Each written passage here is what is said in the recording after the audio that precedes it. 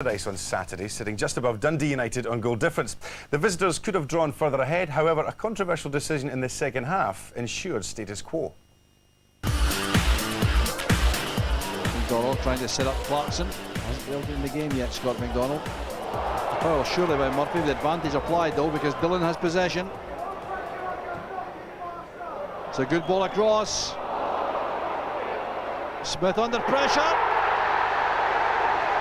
Well, he's turned the ball in. It's a goal to Dundee United. The ball was played across here. Daly heading the ball back in. It was spinning in the air there. And this is a goalkeeper's ball. And Graham Smith managed to palm the ball into his own net. Stephen Robb's getting the credit for Dundee United, but I think that really looks more like an own goal.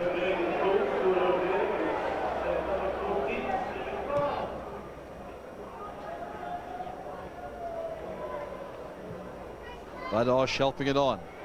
Turned back by Kerr, then goes Clarkson. Oh, he's blocked off there, right on the line. Well, that is right on the 18-yard line. The challenge by Calvin is on Clarkson. It's been given as a free kick, but I reckon it was bang on the 18-yard line. If it was on the line, it should be a penalty. Well, the wall should be just outside the 6-yard line because that's 18 yards there. Here's McDonald with the ball. It's perhaps too close in. It's taken by Murphy. Oh, he scored! Oh, that's a brilliant free kick by Danny Murphy.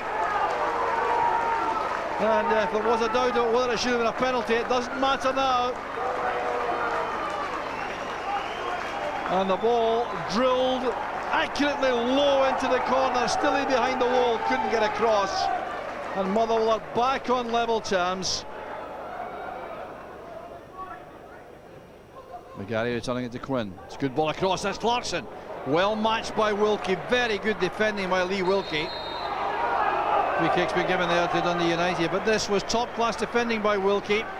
The ball drilled in there by Paul Quinn. Clarkson going for the near post to get a touch on, and Wilkie made that very good tackle. Now McDonald.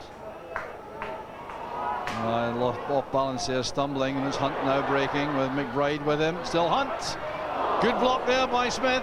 Here's Hunt again. Behind for the corner from Kevin McBride. Motherwell exposed there. Noel Hunt did well to get that shot in, and Smith spread himself well to make the block. Barry Robson's corner kick. A powerful header there by Wilkie. Well, that's what he can bring to the attack. The hanging out swinging corner kick from Barry Robson. And just look at the power and the leap there of Wilkie. Such a big man. Couldn't keep the header down though.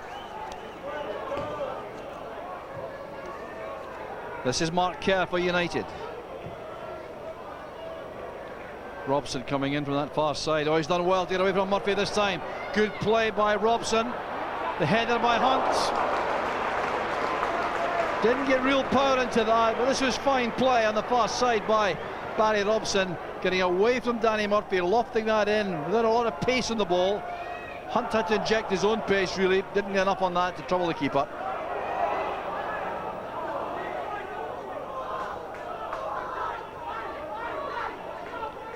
This is McGarry back to Patterson on his weaker side, the right. Head flick on's good. There's no offside. There's McDonald! Motherwell leads! United is sensed about the offside situation, but it hasn't been given. But I think you'll see from this that the ball played on there by Jim Patterson's right foot, flicked on by Clarkson. McDonald in the clear, and he took that very clinically indeed, beyond Derek Stilley. And the referee having a word with the linesman here. There's some possibility of trouble for one of these United players. In fact, there's going to be trouble here. What's happening? I don't believe it. I do not believe it. Well, the linesman's flag did not go up. Well, let's look at that again. Jim Patterson flighting the ball forward. Clarkson's head flick. McDonald did look to be in offside position, but the linesman's flag stayed down. McDonald scored very impressively. And after much ado, it's been chalked off. Good turn by Robson. Oh, good running by Robson. Blocked off there by Reynolds. And the referee has given a goal kick. Oh, there's trouble here. Tempers rising.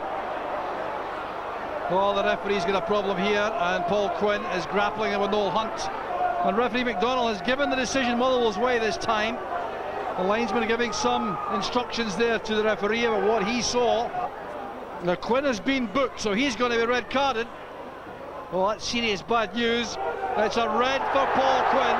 Well, that was an act of folly. There was no need for him to get involved that way.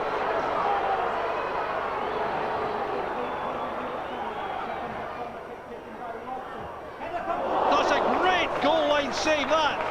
The header from McCracken, blocked by Connolly on the line.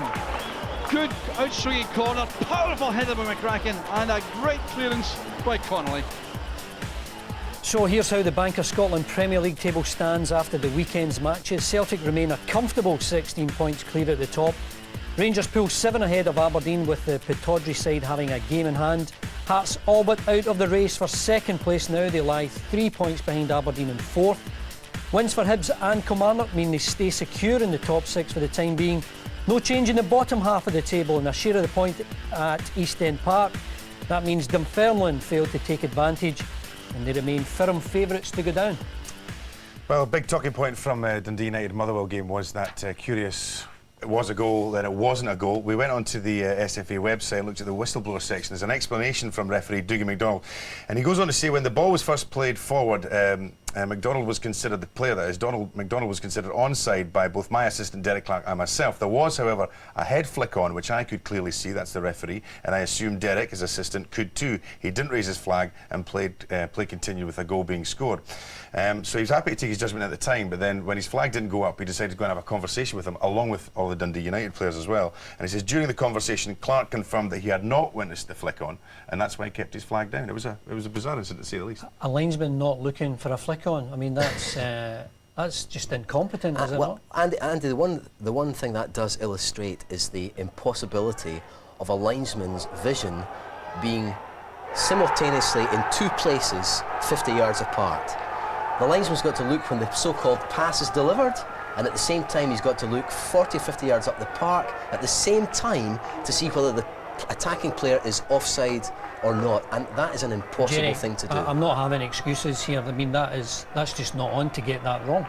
It's been, as I said earlier on, it's been a bad weekend for our match officials, but having said that, in the end the decision was correct. Yes, it was, but are we getting to the stage now where we're getting all these apologies on this website, Andy, Michel and they're saying sorry? Yeah. Why can't they just tell us right after the game? Michel Platini wants extra referees and linesmen in games precisely because of that. Well, and he wants to bring in... Now, he's played at the top and he's seen a lot of things, and that's exactly why he wants to introduce more match officials, because he thinks that situation will recur. I know a lot of people have played at the top, but surely that's not the way ahead. Officials have got to be kept to a minimum. I mean, fourth officials are useless.